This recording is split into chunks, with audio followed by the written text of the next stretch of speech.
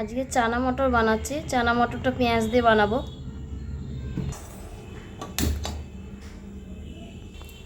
তেল দেবো, আগে থেকে একটু তেল ছিল আর একটু দিলাম।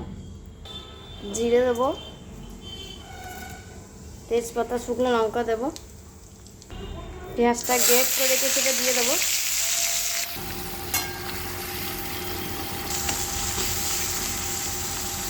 রসুনটা এবার দিয়ে দেবো, লঙ্কা দেবো, টমেটোটা দিয়ে দেবো।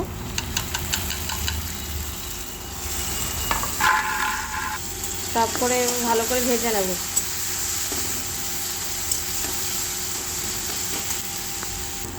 নুন দেবো, হলুদ দেবো, জিরে গুঁড়ো দেবো, ধনে গুঁড়ো দেবো, লঙ্কা গুঁড়ো দেবো,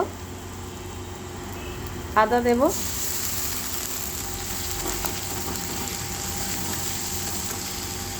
মশলাটা আমার হয়ে গেছে। এবারে চানাগুলো দিয়ে দেবো,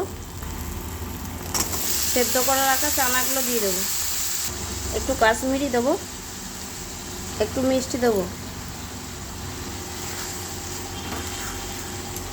এবারে একটু অল্প জল দেবো। ভালো করে ফুটে গেছে, এবার গরম মশলা দিয়ে দেবো।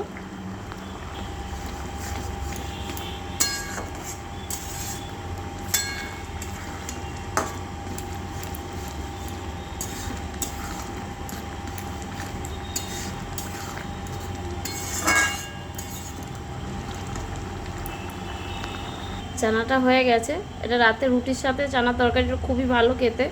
আপনারা এভাবে যদি বানিয়ে খান খুব ভালো, রাতে রুটির সাথে তো খুবই ভালো খেতে।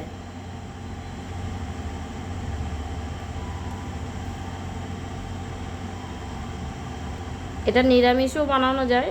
এটা পেঁয়াজ রসুনটা বাদ দিলেই হয়, নিরামিষই বানানো যায়।